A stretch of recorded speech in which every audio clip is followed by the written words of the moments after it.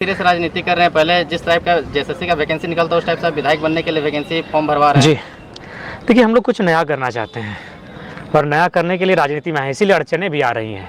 जब से हमारी पार्टी का रजिस्ट्रेशन कंफर्म हुआ है, लोग मतलब एक नहीं एक किसी नवजात पर चील कौवे झपट्टा मारते हैं, उसी तरह एक नए जीव की तरह हम एक कोई नया जीव हैं, कोई छोटा सा हम पक्षी हैं, एक छोटा सा जीव हैं, और बाकी जो राजनीतिक दल, उनके साजिशकर्ता, कुछ यूट्यूबर्स एक झपट्टा मार रहे चील और गीद की तरह। जब से मेरी पार्टी का रजिस्ट्रेशन हुआ है, स्वाभाविक है आपके मन में भी कुछ नाम आते होंगे, तो इन चुनौतियों से कैसे निपटे उसके लिए भी हम लोग तैयार हैं। लेकिन जेन्युइन सवाल है जयराम जी, आप आंदोलनकारी का पार्टी कहते हैं, गरीब लोगों का पार्टी कहते हैं, और फिर फॉर्म भरने के लिए 5,000 देखिए अनिल जी, आप अगर है तो आप मेरे फॉर्म में कहीं नहीं लिखा है कि हम 5,000 डिमांड किए हैं। किसी भी प्रत्याशी ने अगर फॉर्म 5,000 रुपये के लिए लिया है तो मैं सख्त हिदायत दूंगा कि वापस कर देंगे, वो आएँ और वापस मांग ले। सबसे पहला बात, जब आप पार्टी में आते हैं, देखिए कोई भी पार्टी को चलाने के लिए 4 क का होना बहुत ज़रूरी है। अगर 4 क को आप महत्वपूर्ण नहीं देते हैं तो आप कभी पार्टी नहीं चला पाएंगे। 1 क से होता है कार्यालय, 1 क से होता है कार्यकर्ता, 1 क से होता है कार्यक्रम, और 1 क से होता है कोष। बिना कोष का कोई राजनीतिक पार्टी नहीं चलता है अनिल जी। तो सुनिए, हमारे पार्टी का संविधान, जो भारत का जो संविधान है ना, जहाँ 1951 आर्टिकल के तहत जब आप पार्टी का रजिस्ट्रेशन करते हैं ना, तो वहाँ आपको तमाम अनुच्छेद बना के देने होंगे कि आप कई साल में मीटिंग करेंगे, कितने महीनों में आपकी जिला की मीटिंग होगी, आप जो सदस्य बनाएंगे उसका शुल्क क्या होगा, ये संवैधानिक है। तो सबसे पहले जो जान वो राजनीति को नहीं जानते हैं, जो गला फाड़ के चिल्ला रहे हैं, हल्ला कर रहे हैं। हमारे पार्टी के संविधान में जो दिल्ली के चुनाव आयोग से मान्यता प्राप्त है, वहाँ स्पष्ट शब्दों में लिखा है कि जो हमारी पार्टी में केंद्रीय पदाधिकारी, केंद्र सदस्य होंगे, उनको 5,000 रुपये शुल्क वार्षिक लिए जाएंगे। जो जिला में होंगे उनको 3,000 शुल्क लिए जाएंगे, जो प्रखंड और पंचायत में होंगे उनको 2,000 रुपये शुल्क लिए जाएंगे। उसके बाद अगर मान के चलिए कोई अगर केंद्र में भी नहीं है, कोई अगर जिला में भी नहीं है, तो कोई भी पार्टी, आपको भी मालूम है, कोई स्कूल रहे, कोई अस्पताल रहे, चाहे कोई चैरिटी रहे, कोई संस्था रहे, वो डोनेशन से चलती है। और डोनेशन कोई गलत चीज़ नहीं है।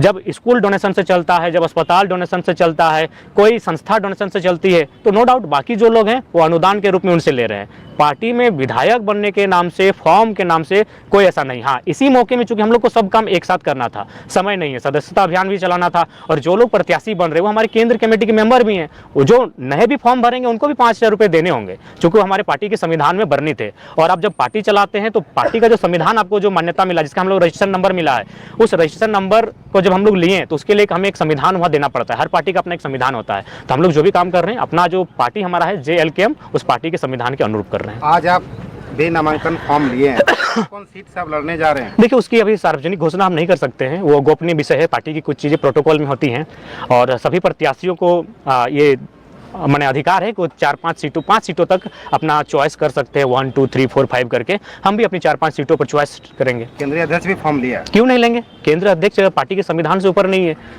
तो हमने भी फॉर्म लेने का काम किया है। अच्छा, मैनिफेस्टो कब जारी कर रहे हैं? आपने तो फॉर्म भराना शुरू कर दिया। देखिए मैनिफेस्टो जब भी चुनाव आता है ठीक उससे आचार संहिता के आसपास जारी होगा।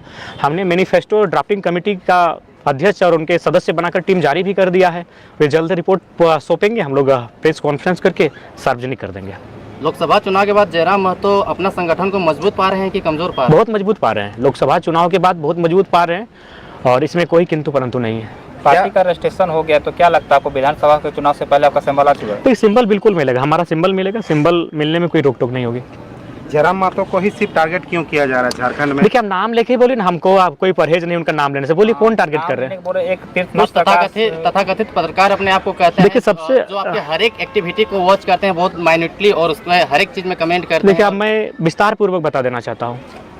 देखिए ये मानव की ह्यूमन साइकोलॉजी होती है। अगर मान के चलिए ये मेरा गाँव है, अगर इस गांव के लोग मुझसे प्रेम करने लगेंगे ना, तो कुछ लोगों को मुझसे नहीं लेकिन उस प्रेम करने के भाव से नफरत होने लगेगा कि इसको इतना प्रेम क्यों मिला। अभी मान के चले, एक बात बताइए, धोनी ने किसी का कुछ बिगाड़ा है? विराट कोहली ने किसी का कुछ बिगाड़ा है? सचिन तेंदुलकर ने किसी का कुछ बिगाड़ा है? लेकिन उनके हेटर्स है कि नहीं?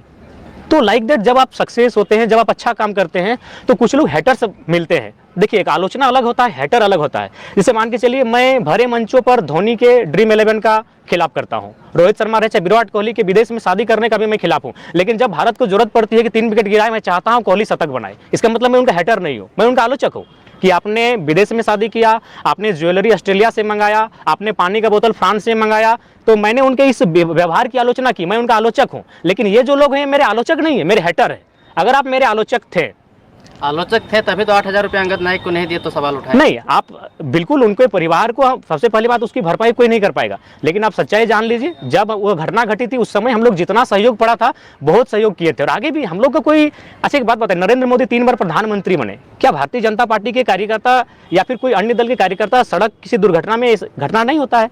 क्या कोई ऐसा पार्टी है जो किसी परिवार के लिए ऐसा खड़ा होता है? तो देखिए, हमने भी, जब हमारी पार्टी कोई विधायक नहीं है, हमारा पास कोई स्रोत नहीं है, उसके बावजूद हम लोग हमेशा खड़े रहे उस परिवार के साथ। लेकिन कुछ लोग हैं जो मतलब दिग्भ्रमित करने का प्रयास करते हैं। बोला जा रहा था कि आप उसको परिवार को 8,000 महीने। नहीं, ऐसा कोई स्टेटमेंट है तो आप दिखा दीजिए, मेरे जुबान से अगर कोई स्टेटमेंट है तो दिखाइए।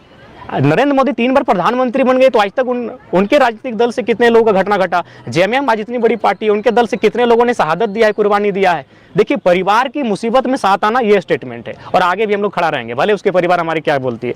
उसके बाद देखिए, जहाँ तक आप जिस भाई साहब की बात कर रहे हैं, मैं आपको क्लियरली बताना चाहूँगा, वो उनका जो स्वभाव है वो एक घृणित विकृत मानसिकता का स्वभाव है। उसकी कहानी शुरू होती है मेरे आंदोलन में आने से। देखिए, मेरी आलोचना अगर 2 साल बाद होती तो मैं स्वीकार करता कि चलो अब मैं राजनीतिक पार्टी बना चुका हूँ। मेरी आलोचना तो भाषा आंदोलन के बीच बीच में होने लगी थी, जब मेरा ग्रोथ बढ़ने लगा, जब मेरा क्रेज बढ़ने लगा, लोगों में मेरी पॉपुलरिटी बढ़ने लगी, तभी मेरा विरोध होने लगा था। और जो भाई साहब की बात करते हैं उनसे पूछिएगा, 21 तारीख को देखिएगा, आज भी उनका पोस्ट होगा कि मैं अपने कुछ साथियों के साथ पदयात्रा में जा रहा हूँ, कुछ साथियों के साथ। जबकि 17 तारीख को 4 दिन पहले धनबाद और बोकारो में 250 लोगों का मीटिंग था। हम लोग का ये रणनीति था कि तेलमोचो ब्रिज का एक साइड हम लोग जाम कर देंगे 72 घंटा के लिए, अगर भाषा वापस नहीं होता है तो।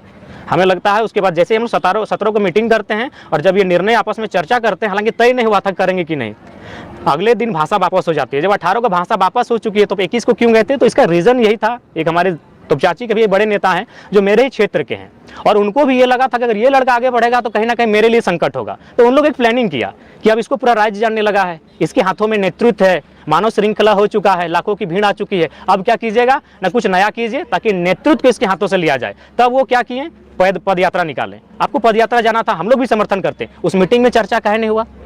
जो मीटिंग धनबाद और बोकारो तेलमोचो ब्रिज में बुलाया गया था, जिसमें 250 नौजवान थे, उस मीटिंग में वे भी उपस्थित थे। जो लोग पदयात्रा में गए थे वे लोग भी उपस्थित थे, जबकि 4 दिन पहले मीटिंग हुआ था। तो इसका रीज़न एक ही था कि वे लोग चाहते थे कि नेतृत्व को जयराम महतो के हाथों से ले लें, क्योंकि सबको नेतृत्वकर्ता बनना था, सबको लीडर बनना था और वो नहीं चाहते थे कि हम लोग से जूनियर लड़का लीडरशिप करे। क्योंकि आपको भी उनका इतिहास मालूम है, सूर्य सिंह बेसरा उनको एक बार कहाँ सीएम प्रोजेक्ट कर चुके थे हाथ खड़ा करके। ये हमारे जो नेताजी हैं आज से हमको लगता है 7-8 साल पहले से अपने आप को टुंडी का यूथ आइकॉन लिखते हैं फेसबुक में। तो ये लोग ऑलरेडी अपने आप को नेता, स्वघोषित नेता मान चुके थे और जनता हमें मान रही थी। तो लिहाजा उनको उस बात से तकलीफ है। मैंने पहले कहा, आलोचक अलग होते हैं, हेटर्स अलग होते हैं। आज